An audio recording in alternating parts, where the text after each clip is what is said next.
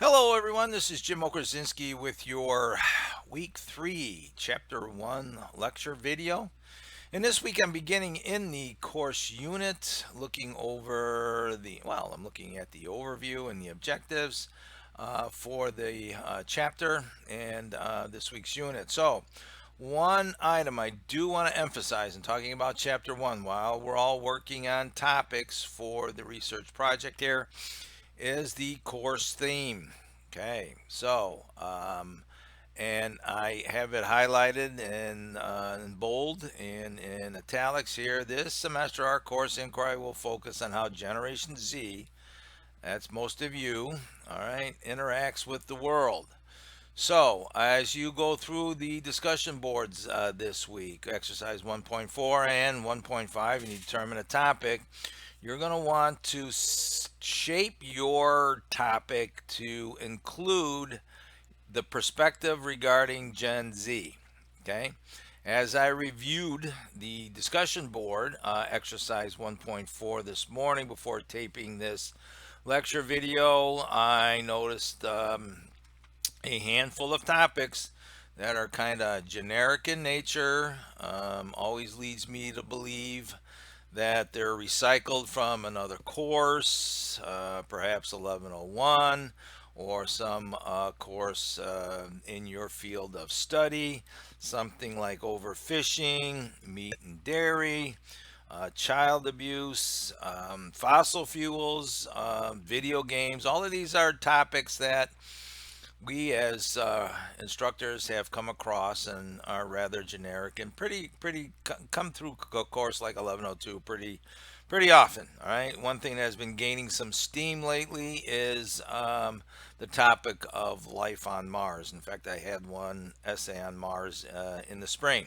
Now, this is not meant to be critical of your specific writing and topic. I just selected topics. I'm not meaning to attack anybody about these topics, but I want to emphasize how this course and the theme is going to look at, I really stress how your topic works for Gen Z. Now, you don't have to do anything related to Twangy or um, Lukianoff and Heights articles, but um, without a doubt, your perspective of the world is much different than previous generations. Even, my Gen X son or my Gen Z daughter, they have different attitudes about technology, about education, about politics, about policy.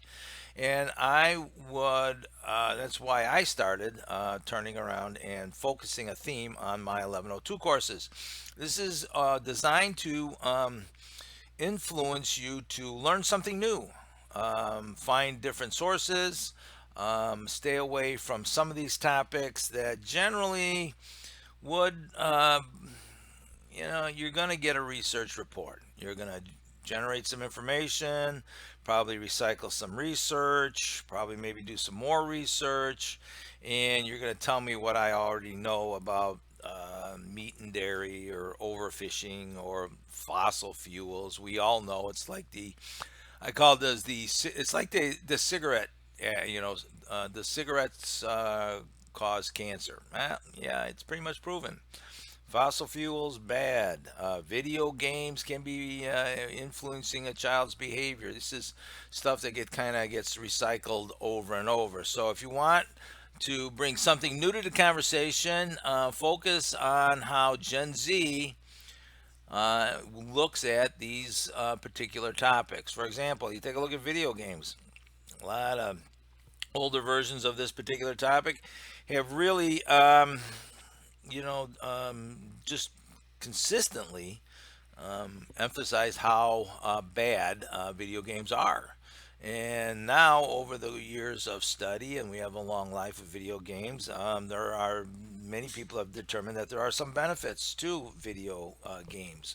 So, in fact, you can even get into a whole area of, you know, how competitive gaming and even on the college level has transformed the industry. So think about that as you pull together your topics. I have emailed some students as a reminder. to think about your topic. So, if you have any questions, you're certainly going to want to send me an email over the next several days. So if I want to take a little quick dive into the chapter here, and there should be a section there about making the most of an assigned topic or theme. I believe there's the myth of a boring topic section in the Curious Researcher. So some of the areas you want, then components you want to look at in your topic are the people who have been influential, trends. No doubt over the last so many years, in the last 2, 3 years, there have been some really distinct trends in a lot of different topics. What are the controversies? Places, as there are other specific locations, geographical or socioeconomic. What's the impact, and can you put some of the aspects of your topic in relationship to other aspects? What's the connection, right? So you have to find the right questions. Many people are listing quite a few questions in the discussion board 1.4, and that's great. At some point, as we get into 1.5 and moving forward into your annotated bibliography, you're going to have to start narrowing the questions down. There's going to be a time when you stop asking and start answering. So, what makes a question or a topic researchable? Is it not too big or too small? If it's too small and limited, you're going to want to address that. It's going to be difficult for you to research and narrow. You'll be overwhelmed with information. If it's too small, you're not going to get the kind of content that you really need. So, it focuses on some aspect of the topic that's conversational. What can you talk about here? All right, you're entering an academic conversation, and that's one thing a report doesn't do. When you write a research report and you report the facts, I mean, how do you go back and forth on that? How can you dispute the facts, or how can you dispute some of that data? So the idea here is how do you get to those controversial portions that allow for conversation? So some people might have a stake in the answer. Um, it has something to do with how we live or might live, what we care about, what's important for people to know. And I'll start mentioning my famous questions that are the so what and who cares. Okay, so what? Why does this matter to me? Why does it matter to society? And the who cares? What people do your topic um, actually affect? Later in the book, you'll get into one of the chapters, and and E.B. White is quoted as saying, "Is if you want to write about humans, then you need to write about humankind, and it's important that your topic just not report, but also attach to people, right? We have to, otherwise people might not want to read it." Ways to find a topic: you can search all different Google, Wikipedia. I don't have a problem if you're using Wikipedia in the early stages. It just can't be used as a source in your annotated bibliography or your research essay. I use Wikipedia quite a bit just for general information to point me in a direction, right? So what you want to do at this particular stage is develop a working knowledge. And from what I've seen in the post for exercise 1.4, a lot of people have some basic knowledge here. So that's why for exercise 1.5, I asked for 2 or 3 soft sources. So you got to want to begin with the basics like definitions, conversations, debates, the people, right? Context, look for all the happenings around. You want to get a solid basis of working knowledge and then take that into a focused knowledge later in the research process. So you want to research conversations and disciplines, right? People. You can use Google Scholar or Wikipedia just to start off. It's an excellent place to start researching, and use apps to manage your research, right? You want to talk about all the sources and software that are out there. Zotero, RoughWorks, EndNote. I'm not even sure what the COD library is using currently. And then you want to be able to narrow your topic as we move forward, right? So if you want to look at the history of something, that's going to be really hard to do.